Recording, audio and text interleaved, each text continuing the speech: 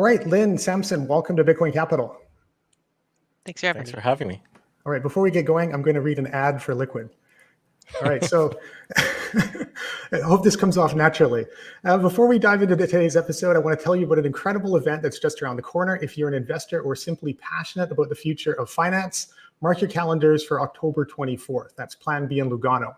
So the Liquid Network, in collaboration with Plan B Forum, is hosting Investor Day in beautiful Lugano, Switzerland. This is an event you don't want to miss. The focus will be on capital markets, delving into the platforms and services available, and showcasing the infrastructure that traditional financial players can leverage. Participants include high net worth individuals, bankers, traditional finance professionals who are interested in either utilizing the products offered through these platforms or just collaborating with Liquid to build on infrastructure provided. The event is invite only, but if you head over to the URL that should be scrolling across below, you can apply for a spot today. All right, with that out of the way, we can jump into the episode. So today we are very excited to have with us two of Bitcoin's best known thought leaders. First of all, we have Samson Mow, founder of Gen3, former CTO of BTC China, former CSO of Blockstream, renowned toxic maximalist, and Lord of Hats. So I brought two hats out from my collection in honor of Samson today. And we're also very happy to have an opportunity to speak with Lyn Alden, author of Broken Money, a general partner at Ego Death Capital, and one of the most articulate Bitcoin macro voices in the space. So again, welcome Samson and Lyn to Bitcoin Capital. Happy to talk. Thanks. Great introduction. Great. I'm wearing my Bitfinex hat. I noticed that. I did notice that. Very good. Thank you. All right, Lyn, maybe to start with you. You published your book second half of last year, Broken Money, and you also have a really good video summary of it that I noticed on Twitter, a 30-minute video. Maybe to start off with a very high-level question, how is money broken and how does Bitcoin help? So there's a lot of reasons why it's broken, but I think the biggest one has to do with speed. So one of the key things that I focus on in the book is that you can kind of segment the world into a couple different eras. There was pre-telegraph. So before the telegraph, there were various ways to abstract money and make it move around easier, basically various paper instruments on top of gold, that kind of thing. But they inherently all move at the speed of matter. You can't, send that around any faster than people can move around the world. But starting with the telegraph, and specifically the adoption of the telegraph in the second half of the 1800s, we had a point where information could now go at the speed of light, but physical settlement was still stuck at that much slower speed. And so by opening that speed gap up, between if you can move information, you can move transactions, but you still can't do settlements. And so that huge transaction and settlement speed gap kind of put us into this next era where we had this kind of massive speed mismatch. It was the first time where monies didn't just win by being harder, they also had to be faster. And in that world where no settlement was fast enough, the only thing fast enough was an IOU to keep up in the telecommunication connected world. And so that's where vast amounts of debt came from. I mean, it wasn't the origination of debt, but the sheer amount of debt, a debt-based economy, literally the reserve asset of the world, the treasury security is debt. That's what kind of facilitated so much debt. And the way that Bitcoin can address this is that it's basically the invention of fast settlement, the ability to settle final value in an irreversible, non-credit based way, roughly as fast as the speed of light. And so for the first time, we've closed that transaction and settlement speed gap. And so now we're seeing that adopt, we're seeing that grow. And if that does reach a certain scale, that can address, I believe, a lot of the kind of these developments over the past century and a half. So playing devil's advocate, does it have to be Bitcoin or could it be other forms of commodity-based money? Could you have tokenized gold, for example, which maybe measures up better to Bitcoin in terms of portability and fractionalization, or is that still credit on the gold? Well, that's still credit. The way that they're run now is they're not fractional reserved, but that's still credit. It's a chain of legal custody rather than actually owning the underlying. And so, for example, if you're using that as a global settlement asset, there's still layers of trust involved. That doesn't mean that they're not useful. I mean, that's still a useful product. But basically, it's not fundamentally the same as the bearer asset itself moving at that speed. Now, in theory, I mean, could have Bitcoin been slightly different? Could you have made 7-minute blocks, or could you have made 42 million coins? There's different things that the first Bitcoin could have looked like, but basically, whatever solves the problem and bootstraps and reaches network effect and is designed in such a way to be simple, robust, secured, and stays decentralized, is effectively the kind of, I would say, the structural solution for the problem. That makes sense. And following up on that idea of commodity-based money, I wanted to ask you, because you kind of have a real-world example with USDT, which is tokenized US dollar, and XAUT, which is tokenized gold. So you've got the credit-based money and then the commodity-based money. And then, interestingly, I think it's, I understand why banks and policymakers prefer the credit-based money, but it's not, obvious why users would prefer it.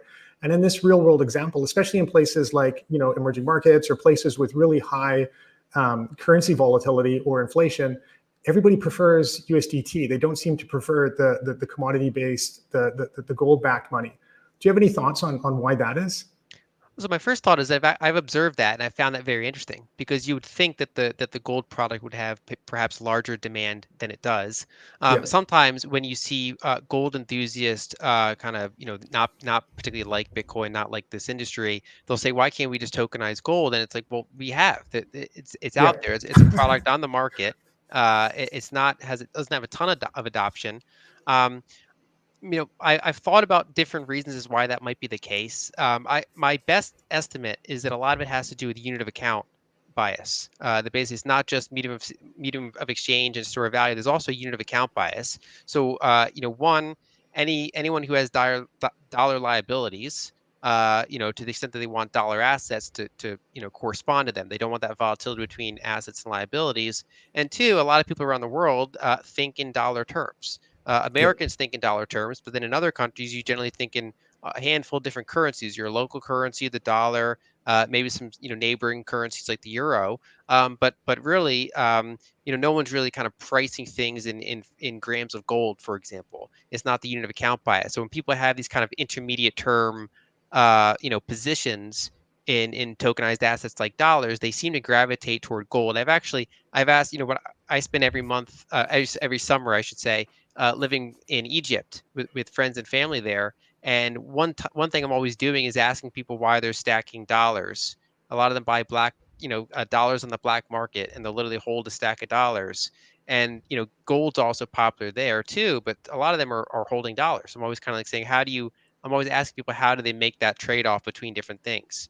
And so I'd be kind of surprised in many cases how many people gravitate toward dollars over gold, even when they do have the choice. Yeah, that's interesting. One thing I was going to say is there used to be a website, I don't think it's still up, Stablecoins War, and they had a measure for velocity of the different stablecoins. And one thing I noticed was the velocity for Tether was like multiples higher than everything else, which kind of implies that people are actually using it. So I was going to say maybe it's that people are actually using it, and it's the network effect of US dollars, and they're buying things priced in US dollars. And maybe they're not saving it as much as we on the outside kind of think. But what you just said, I guess, is kind of counter to that. Maybe it's a bit of both. I don't know. Yeah, I think ultimately the gold, basically the gold tokens are kind of like an ETF that's available worldwide instead of just on a specific U.S. exchange, which is a useful thing to be out there. You would think that the market would get bigger than it is now, but I guess ultimately it's between two worlds. On one hand, like you said, the dollars are moving around faster. People price things in dollars; they don't price things in gold. They have liability. Many of them have liabilities in dollars, and so that's kind of the world. That's one side. Another side, if they're thinking long-term store of value, many people that have crossed the chasm into the world of digital assets would rather own Bitcoin than gold, especially at scale. Yeah. And so gold's kind of serving a niche. I think it's good that it's out there. The market can choose it. But I guess it's just not hitting liquidity kind of critical mass. It's not appealing to people enough. Yeah, that's interesting.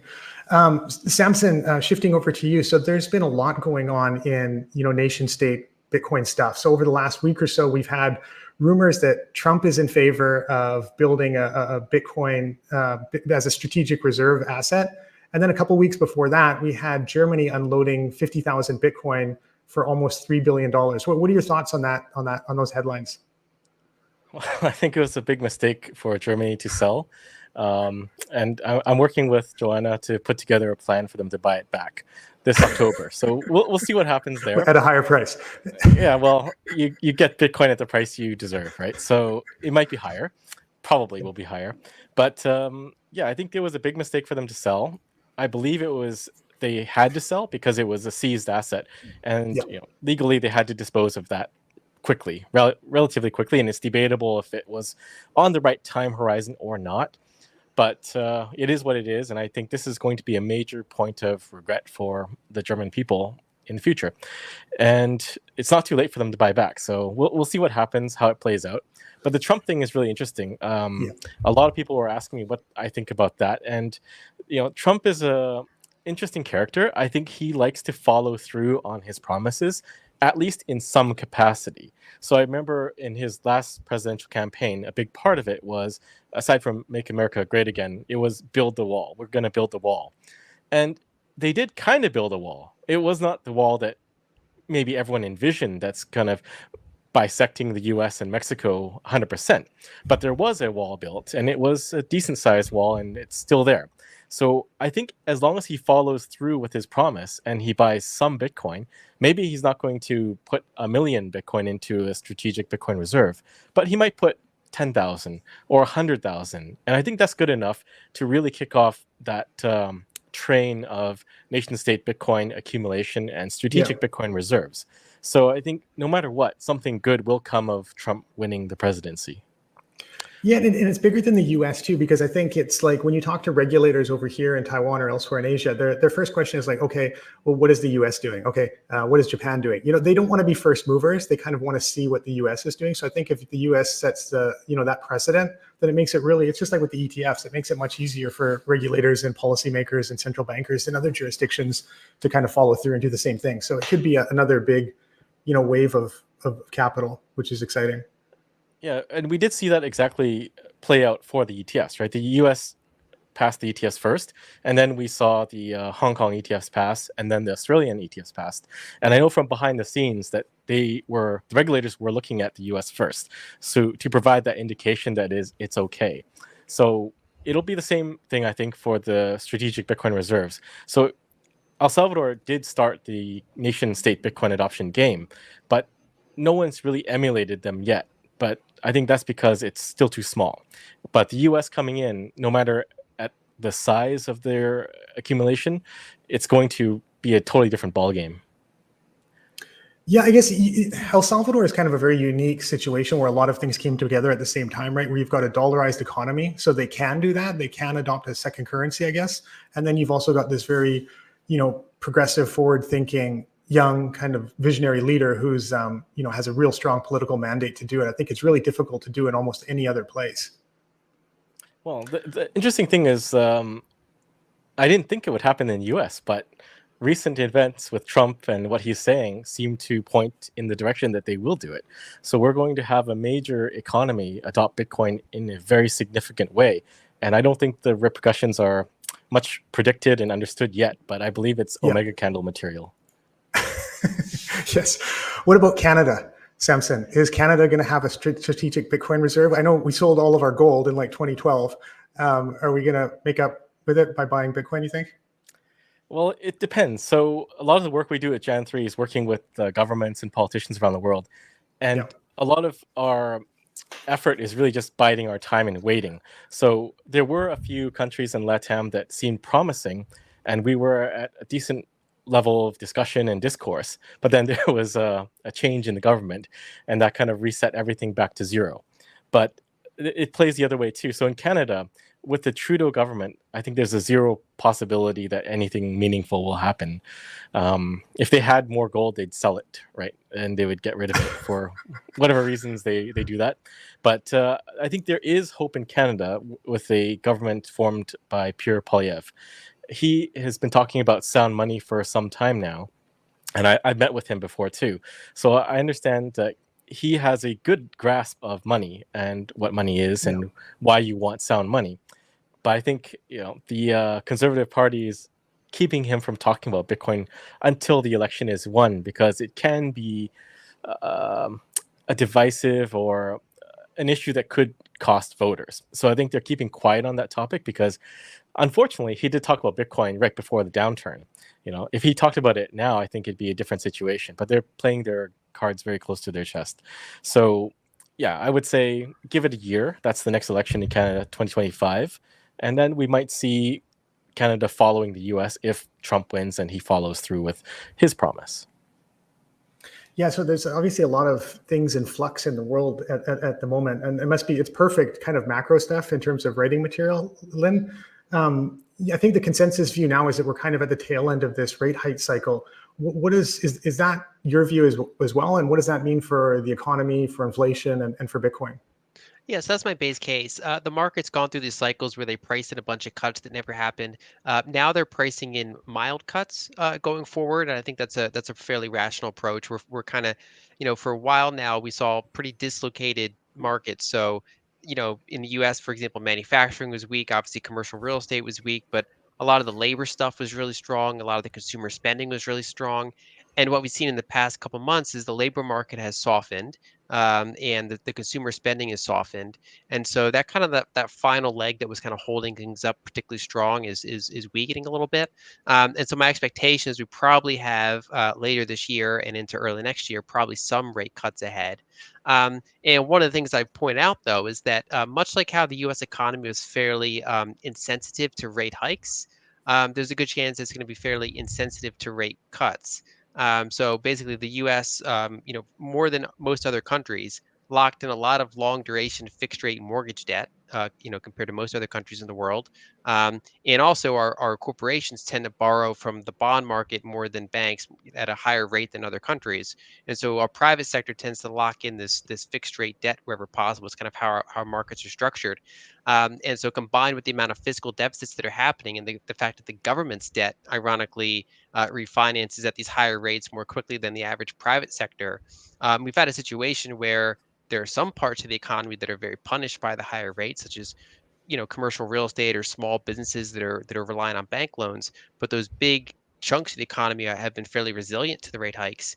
And if they do trim by a handful of basis points, it doesn't mean that we're going to get any sort of mortgage refinancing wave of any meaningful scale, because not that many people locked in these high mortgage rates. And so I think there's only kind of around the margins would that be helpful to a number of businesses. And so I think this can be fairly uneventful. And I think the bigger story is fiscal. So fiscal dominance, fiscal deficits, any sort of fiscal decisions by Congress and the president. I think all of that in this particular era matters a lot more than central banking does, even though central banking is still a variable.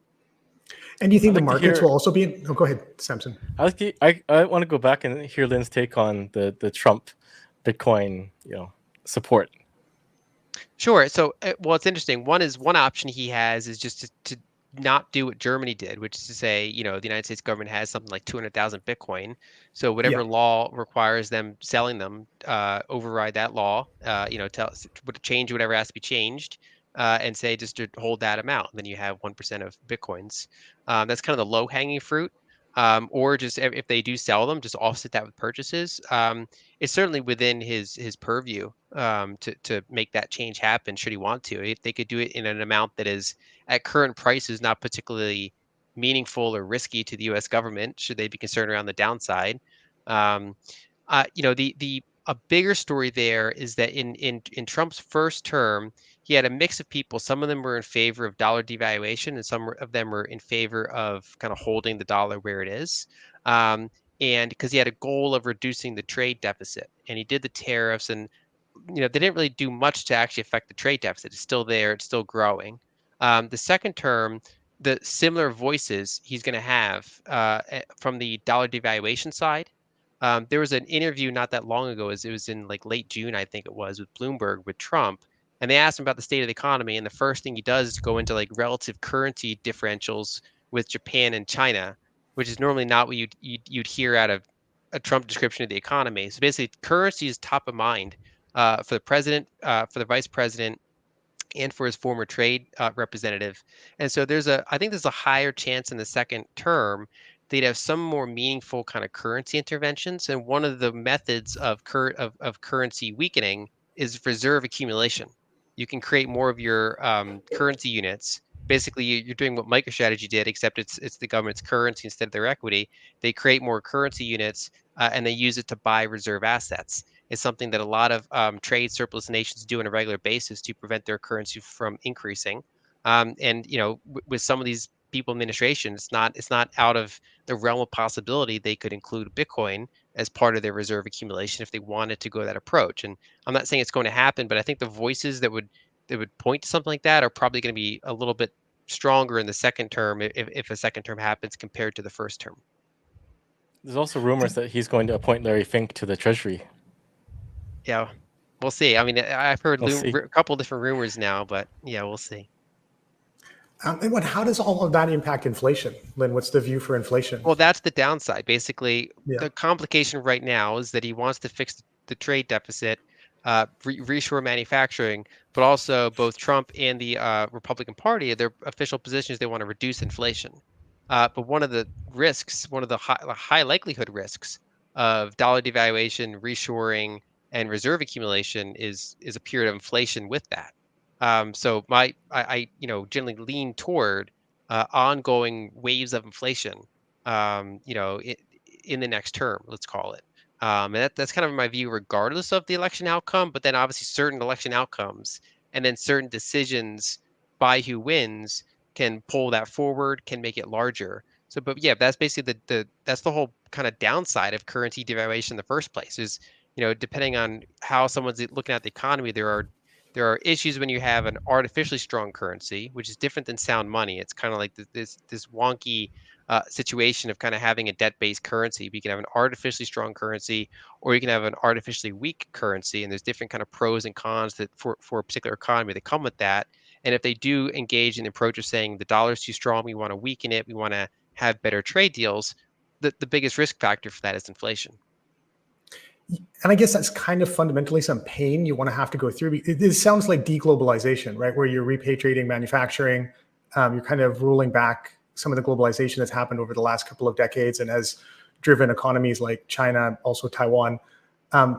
There's no way around that, right? There's pain that I guess you have to go through. And then I guess on the other side, the benefit is that you get higher paying manufacturing jobs that maybe offset some of that pain that people are feeling in terms of inflation. Yeah, that would be basically a more balanced economy right now, because the dollar and dollar denominated assets like treasuries are at the heart of the system.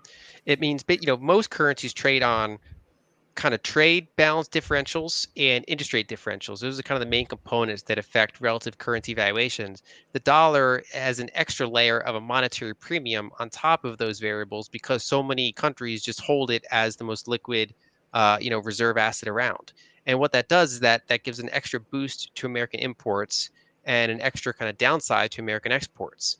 And so for decades, you had the situation of we run structural trade deficits with the world for a longer period of time and at bigger scale than almost any other country.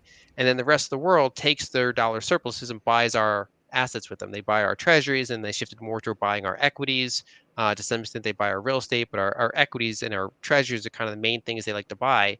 And that gives America, that's really good for Wall Street. That's really good for DC. That's really good for tech. That's really good for hegemony, like sanctioning any country you want, all those types of things. But the main cost of that whole system is deindustrialization. That your domestic lower margin manufacturing sector That's is right. so much Yeah. weaker. And I think that basically the downsides have gotten to enough kind of pushback. Now we're starting to get more populist candidates. They kind of question the structure of the system, or we get, the military pointing out how much their supply chains are compromised by decades of this kind of shift of physical capital, human capital. And so yeah, there are kind of a pendulum swing actions that could pull some of that back. They are generally inflationary, and I think the risk is that they take a lot longer than people think. You can't just flip a switch, bring all the manufacturing home. There's a lot of human capital, basically technicians, know-how that kind of, we invested everything into finance, not into building stuff, and that does take years of building and retraining. So it's a process.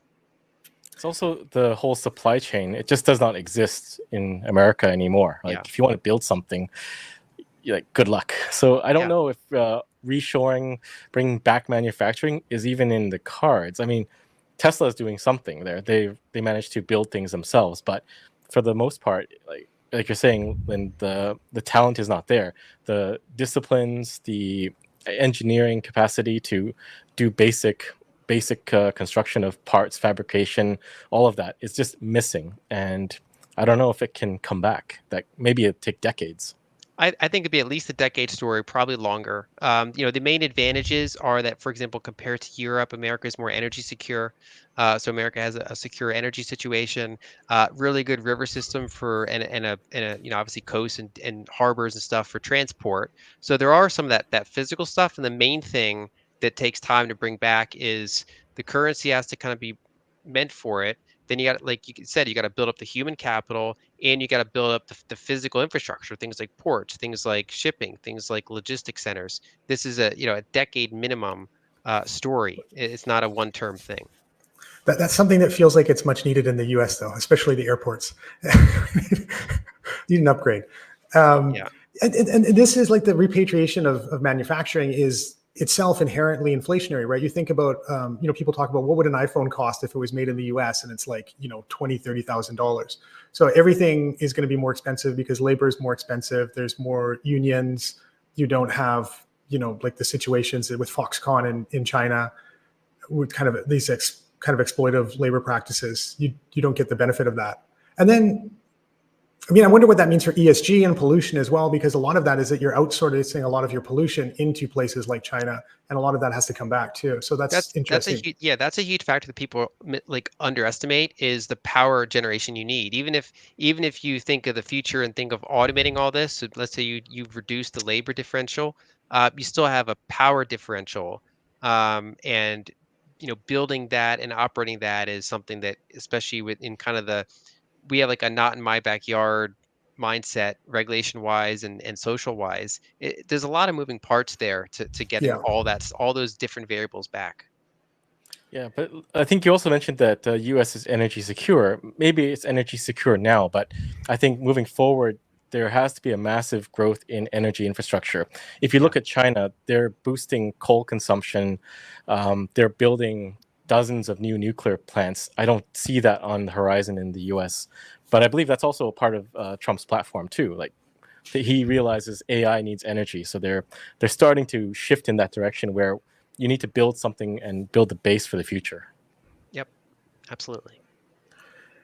All right, it's shifting a little bit, but still sticking on the topic of inflation. Like, how do people protect? If inflation is baked in the cake, we're going to get inflation no matter what. I guess that's a great pitch for buying Bitcoin. But how do people protect themselves from inflation? And Samson, how do you see people dealing with inflation around the world? Well, I don't know. I mean, most people aren't that worried about, like, it depends where you are. If you're in the developed world, Western world, then yes, you're dealing with inflation. But if you're in the developing world, and this goes to people, what we talked about earlier, people using Tether, right? They're not worried that much about inflation. They're worried about the inflation or hyperinflation of their currencies, but they're more worried about getting by day to day, and they're using the US dollar as that inflation hedge because it'll devalue or inflate much less than It's the their least native ugly. currencies. Yeah, It's at least ugly. But I think ultimately the only real inflation hedge is to move into Bitcoin. And I think that has to happen sooner rather than later. But we are seeing it, right? People are starting to accumulate Bitcoin a lot, either through the ETFs or buying directly. And that is correlated with the price increase we're seeing now.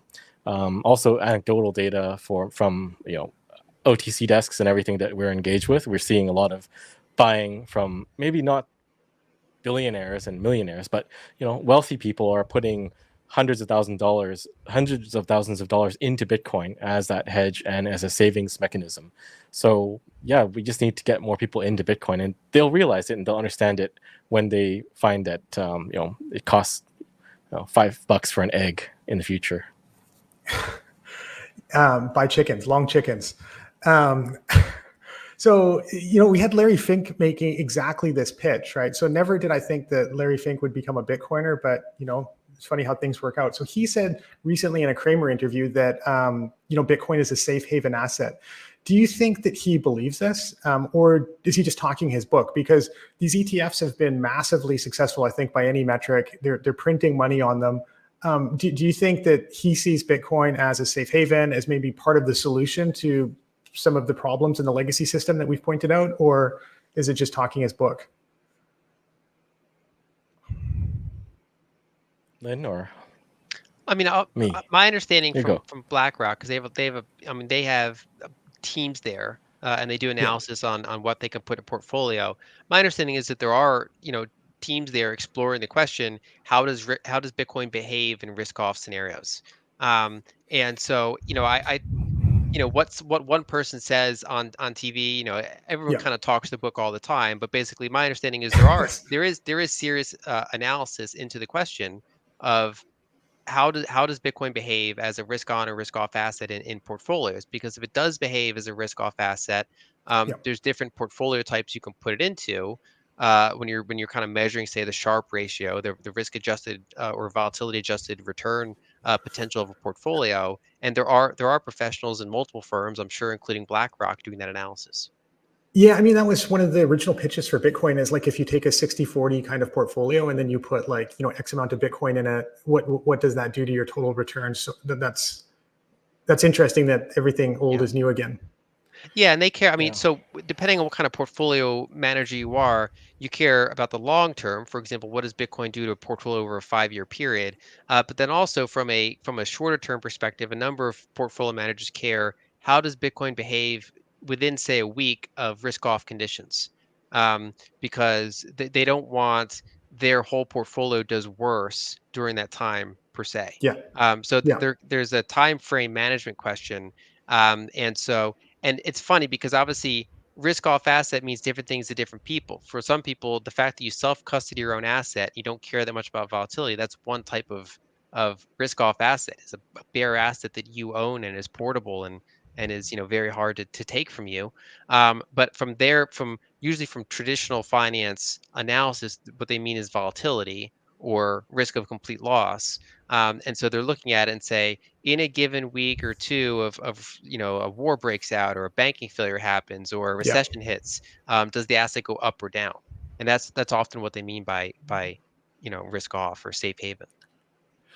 Maybe rephrasing that question a little bit so it's not specific to Larry Fink. Do you see signs of change within legacy finance? Do you see people looking at Bitcoin as a way to kind of tweak the system, or do you see them kind of incorporating it into the system?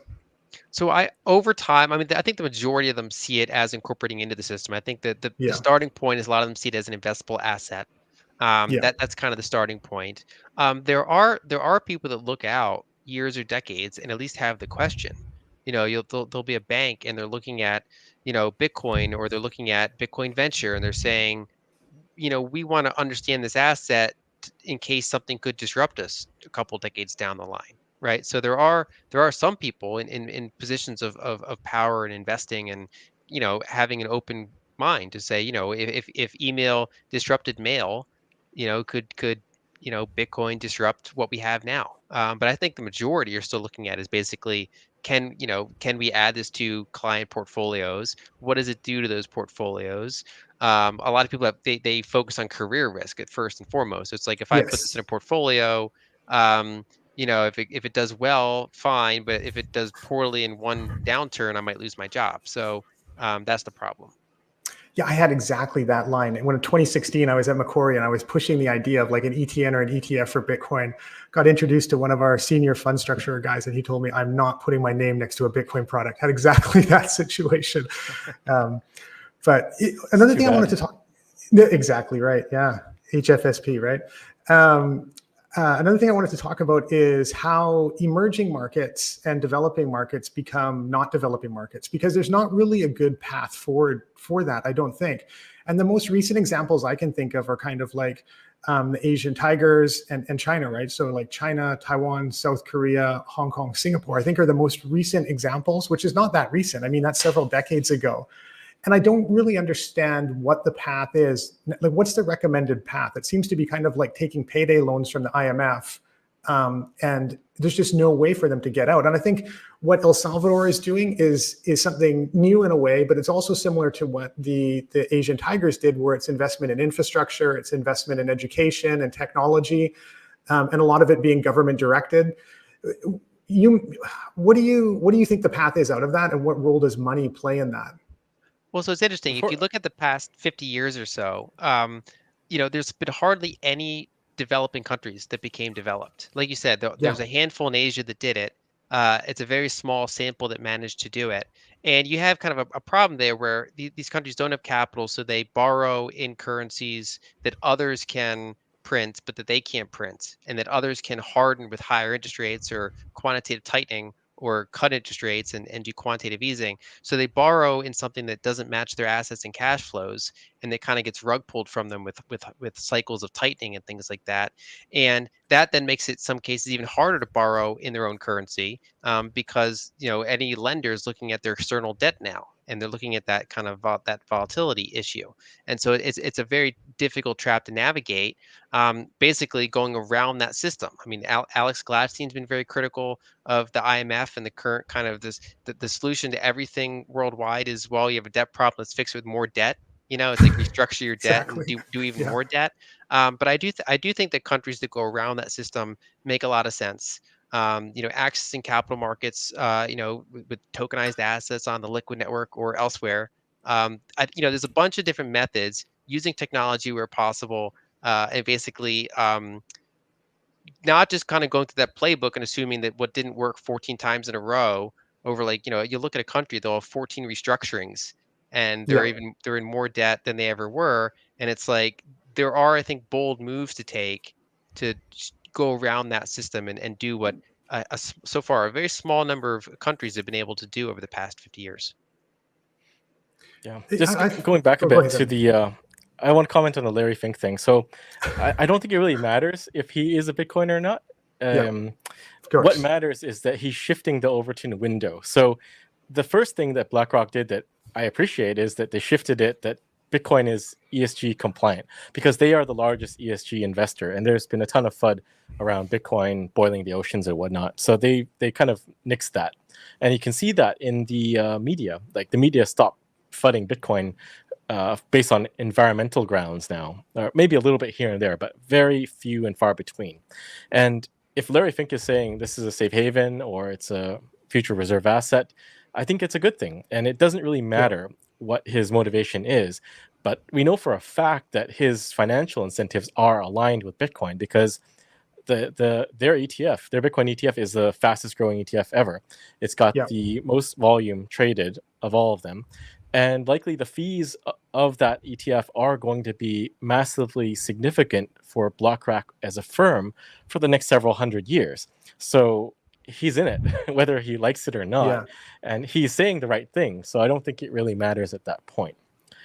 Your other question about the way that countries can grow, I think for the Asian tigers, like, two of them focused on building up financial industry, right? Singapore, Hong Kong, and the other two focus more on manufacturing industry, Korea and Taiwan.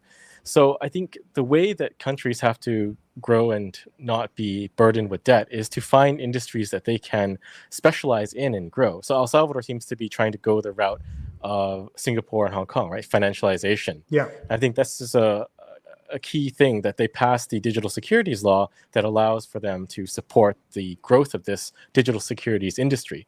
And I think it's still yet to come, but things like the blockchain mining note being so successful, it shows that that is the right way. And if they, fingers crossed, do the Bitcoin bonds, I think that will show that it is the right path forward to create this environment that can foster capital formation and capital creation. But if you go back and look at the four Asian tigers, the key thing is that their economies were very much open to investment from everywhere. And I think the stagnation that we see currently is when money is degraded and is no longer money. So you have to monitor and track funds and see where everything came from, and there's a line for good money and Capital bad money. controls. Yeah. Yeah, and capital controls. That's a big part of it now. And with Hong Kong reverting back to China, like, everyone I've talked to in Hong Kong is saying it's much tighter than before. It's hard to get money and see that capital formation and growth. So I think it's sort of a trick, I guess. I don't know who is pushing it, but there are supranational organizations pushing this, and by doing so, and the countries accepting it, they're actually limiting their own economic growth. Yeah, it's interesting. I mean, circling back to the kind of the IMF thing too, I've had a bit of interaction with some of these countries that have been involved with that. And Samson, you probably had more. And one thing that strikes me is that there's not a lot of institutional knowledge in some of these emerging market countries. It's like one guy who went to, an Ivy League school in the U.S. and then came back to help out the Ministry of Finance. So a lot of it almost strikes me as predatory because people don't seem to really understand the details of it, and that's part of the reason. And there's such a brain drain. Like we talk about a brain drain in Canada, it's so much more pronounced in developing markets where everybody who has talent and the capability and capital, they leave, and then you're kind of running with the B team, and I think it makes it difficult and kind of predatory. Yeah, well, I think it also has to do with the fact that there is this pile of easy money to get, and you kind of are incentivized to play ball. Otherwise, you might lose that easy money. Now, if you're a leader that is more forward-thinking, long-term thinking, then I think it's not as attractive. But for anyone looking for short-term gains, a quick win on their bingo card, like, I got some money to build something, then you kind of have to play by those rules set by the IMF or the World Bank. And that's what gets you into trouble. Yeah, definitely. Yeah, what you mentioned about focusing on an industry, that's really interesting because that's kind of our pitch, obviously, is that it's difficult for the small to mid-sized economies to compete with legacy capital markets and financial centers head on, but there's an opportunity to go asymmetric and to embrace this technology and kind of work around them and provide an alternative. And, like you said, it's a grind. It's not going to happen overnight. But I think, there is a real opportunity for that. And I think the regulators that we're engaged with, they appreciate it. And that's part of the reason why they're, number one, financial services aren't as big a part of GDP. So you don't get that pushback from these incumbents. And that's the opportunity. But yeah, no, I think they get that.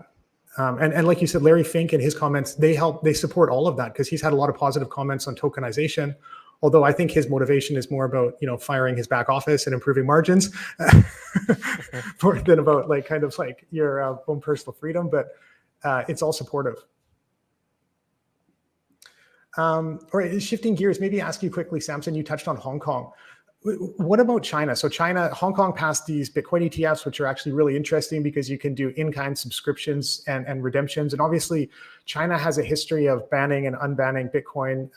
And I know that, you were at BTC China previously, which was, the biggest exchange in the world at the time. And actually, it was Bobby who gave me that hat, the Make Bitcoin Great Again hat. So I got that from Bobby Lee. What do you think's going on with China? Is there a chance that we see a rewarming to Bitcoin? Yeah, I think so. The Hong Kong ETFs definitely are a sign. I don't think they would have been greenlit without tacit approval from Beijing. So I think there's sort of a implicit approval of Bitcoin, and we'll see how it develops. Can mainland investors, like ordinary mainland investors, invest in those ETFs? There are a few groups working on making that a reality. So if that does come to pass, that'll change that landscape. But I think there's a lot of talk of Web3. And I think for us, we're not really fans of Web3, but Web3 is sort of a way that they can embrace, Bitcoin and everything else without backtracking on the anti-Bitcoin stance of days old and, shutting everything down. So they can say it's different. It's like, it's just the web. It's not about money and digital assets and bearer assets anymore. But I think there has to be a shift. I was talking to a lot of people in Asia recently, and the sentiment is that the economy in China is not well right now. Real estate is in a crunch. There's population decline, and there's just no liquidity. Massive youth unemployment. Yeah. So how do you get out of that? You can't really grow your way out of that situation, especially with population decline, right? I mean, you can try to bet on new technologies like AI and whatnot to kind of bridge that gap, robotics, things like Japan are trying to do. But the crisis is so deep, and it's so intertwined with real estate and all the housing that's been built up over the past few decades that's going to be empty. There is no real way out of this solution other than to adopt Bitcoin.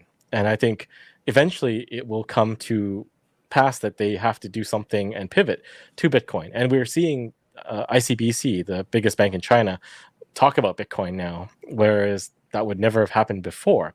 And like him or not, Trump's murmurings about Bitcoin do reverberate massively throughout the geopolitical spectrum because he is a former president and likely the next president.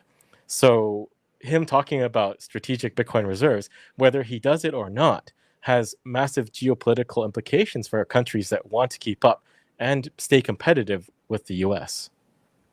It's interesting. I noticed this in the last cycle, when you had countries or cities like Miami talking about Bitcoin, you had Texas talking about Bitcoin, you had Hong Kong talking about opening up to Web3 and Bitcoin. It's like Bitcoin is the growth driver of last resort. It's like when you're really struggling and you need a Hail Mary, it's they turn to Bitcoin. So yeah, that's interesting. I think a trap a lot of them fall into, a lot of finance people fall into, is assuming that the multi-decade phase of like more and more financialization is going to continue. So they think like, how can we monetize everything and make every single Yeah, thing tradable, even certain things that don't make sense to be tradable or put on the blockchain or have their own free floating, price token. Whereas, a lot of people in the Bitcoin space, myself included, view sound money in some ways as a definancialization tool, that it kind of we've been in a situation where our money's been so weak that we have to monetize other things that don't necessarily need to be yeah, money. They can just be utility, like real estate, for example, in most cases. So by having a really good sound money, you actually think in many cases of definancializing terms. Now it's not black or white, because at the same time you can realize that there are certain assets that can certainly be better off by having better rails and more cross-border rails and all that. It doesn't mean that there's yeah, no spot for that. But I think that mindset that, a city gets into like Web3 and then thinks they have to have their own token, and then they go down that hole instead of yeah. things like embracing Bitcoin, embracing, rational securitization and things like that. There's a very wide path that leads to problems, and a fairly narrow path that usually takes a longer period, I think, education and learning to get to that path. Yeah, but the other thing I think is China will eventually embrace Bitcoin because there is a history of gold, right, purchasing from the central banks in China, and gold Sure. has had a very long, couple thousand years history in China as well. And this circles back to the point that you guys were talking about early on in our chat, but like, why are people not embracing tokenized gold, like Tether gold and everything like that? I think it has to do with understanding of money. Like, most people are like, the biggest use of Tether, I think, is in the developing world, right?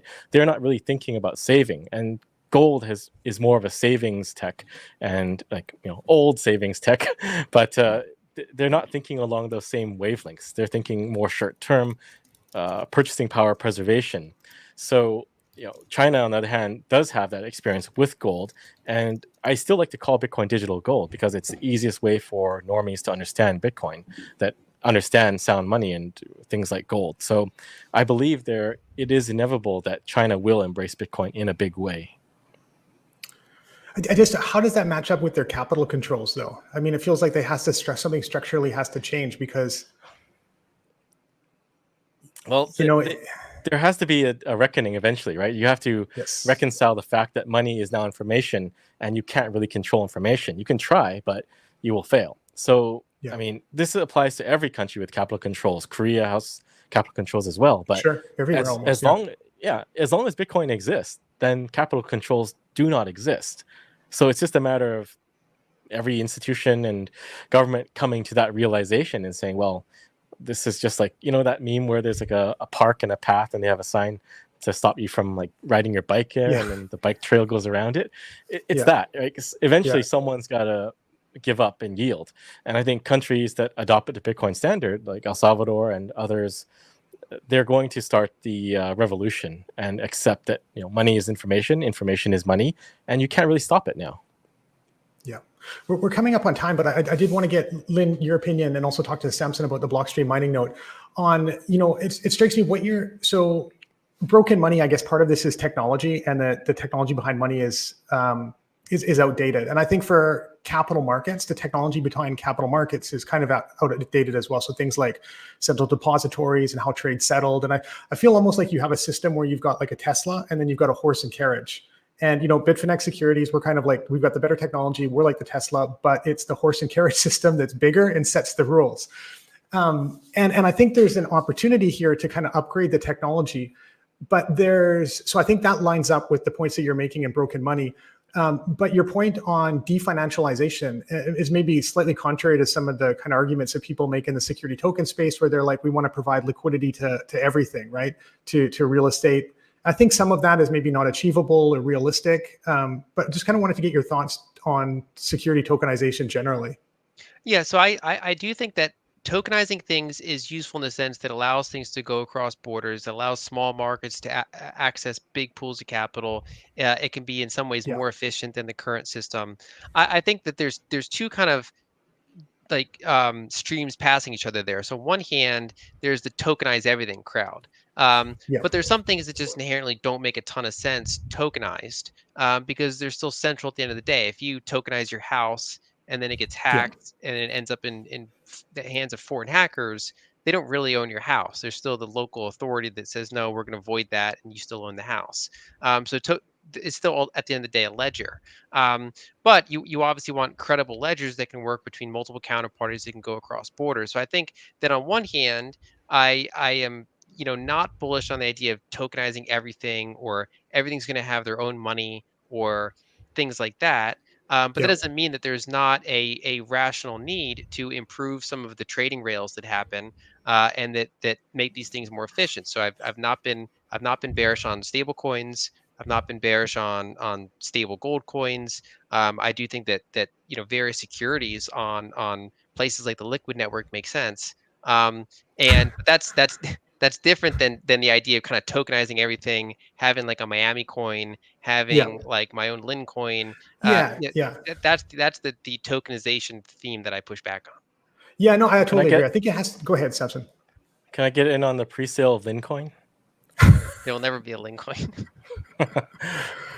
Like, I think it kind of has to fit into one of those traditional buckets of like, is it equity, debt, is it a fund, a commodity, something like that. Just on the hackable thing of hacking your house, maybe Samson, you can talk about this, but I think that's one of the benefits of doing tokenization on Liquid and with this transfer restricted asset functionality is that you create a whitelist, and if somebody, I think it's basically unhackable, right? Because you've got basically a registry, and you can, if somebody loses access to it, you can reassign the tokens to people, and it just becomes where even a custodian is not necessarily because you have that registry and you know who owns everything. So Yeah. things can't really get stolen. Well, I mean, someone can lose their tokens, right? So for Yeah. EXO, we had to reissue because some people just Correct. lost their wallet. They forgot they deleted Blockstream Green and it's gone. So yeah, I think you do have to restore it sometimes, but the benefit of tradability, I think, is still, it can still warrant tokenization. So I think Lyn's point about your house being stolen is like, obviously they don't own your house, right? Like you can still reclaim it, but it goes for any security token. There is still, a legal contract there, and you can go back to it and fix it in post. But yeah, I think the benefit of tokenization is that you just gain benefits. You have 24/7 trading. You have a semi-bearer asset. It is not fully bearer in the sense that the underlying is not yours, but then for most securities, you can't really. It's just a claim still on either the equity investment or the project or whatever. So I think it's still a marginal improvement on that. And I think things like the blockchain mining note and I think Bitcoin bonds will show that these things are very viable because you can lower the threshold for onboarding new users. It's much simpler a process. You simplify the trading, the peer-to-peer trading aspect of it. It's atomic. And the payouts for things like the dividends or coupons can be done at scale at a much lower threshold. So I think for the Bitcoin bonds, it was like $100 investment, and you could technically pay out a few dollars per year for the coupon, and it still wouldn't break the system, right? So I think there are a number of reasons why tokenized securities do make sense, but the challenge is just getting that one big leader project out there that shows people, because right now security tokens are in a bit of a weird spot. It's much lower barrier of entry to do an ICO and rug pull your investors than it is to go through the legal paperwork, structure everything, and issue it. And then at the same time, you have pure crypto stuff that just is like meme coins and everything like that. So you're putting in a lot of effort to try to do a legitimate project, and the reward spectrum, I guess, is much less than launching a meme coin out of your basement and making 1,000x, at least for the issuer. So I think we just need some big group to do it. Maybe it's BlackRock, who knows? But there are other big financial institutions that are trying to push it. But we just need some big project out there that shows the world like this is a viable method for capital formation and generation. And I think Yeah, that's one of the paths that countries have today of escaping that developing country trap is that by embracing that kind of narrow path, where you're making use of new technology, but you're not falling for false claims of the technology. You're not falling into the meme coin trap or the tokenize everything trap, but you're saying, hey, we have better tech rails for yes. matching real world assets with claims of those assets and the logistics of those assets. And that they actually care about the long-term viability of the assets that they're issuing. I think that's a path of capital accumulation, and that's one of the basically the cheat codes or the basically the narrow path of kind of going down that to actually go out of this kind of system that kind of keeps accumulating more and more dollar debt throughout the world. Yeah, that's one of the really interesting things about El Salvador is that they've almost uniquely figured out what are the accretive parts of this like digital asset industry. Like they figured out that it's not dog with hat coin, and it's not a thousand other like layer ones. It's Bitcoin and then developing the capital markets on top of that. And I think really, I don't think many policymakers or regulators have figured that out. That innovative part for them, it's a lot of Web3 kind of stuff, and they don't really know what that is, but it's a good buzzword. So I think that's one of the exciting things about El Salvador is they figured it out, the cheat code. Well, El Salvador had some really good advisors back in the day. So good presentations too. Yeah.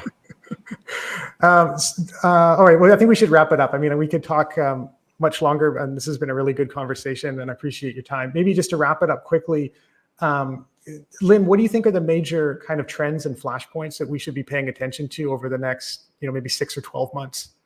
So I think the U.S. election's a big one, especially for this industry. I think it's a big one for price. It's a big one for actions that could be considered uncommon, like the U.S. Engaging in some sort of major currency intervention or novel reserve accumulation, that kind of thing. That's obviously a big Boolean outcome. Um, then there's things like so far I've generally seen that global liquidity indicators tend to be very correlated with Bitcoin price. It's one of the closest correlates that I've seen. It's kind of a proxy for incoming demand. Or if you picture the dollar and Bitcoin being a trading pair, we all know about Bitcoin's halvings and how it goes through hardness over time. The dollar goes through periods of hardness or softness, and so basically liquidity is kind of a measure of that. So you're kind of measuring the hardness or the softness of the thing that Bitcoin's trading against. And so I'm looking kind of toward those liquidity actions, basically fiscal decisions, Fed decisions, especially as it relates to their balance sheet potentially late next year. Those are the major things I'm watching kind of post-election. Great. Samson, what are you watching over like maybe the next 12 months or so? Pretty much the same thing. I think the U.S. election is going to be pivotal, and we have to see what Trump is going to do. But knowing Trump, he always does it in a big way. So I would expect a big announcement, and temper that with what actually is happening or happens in the future. But something will happen, definitely.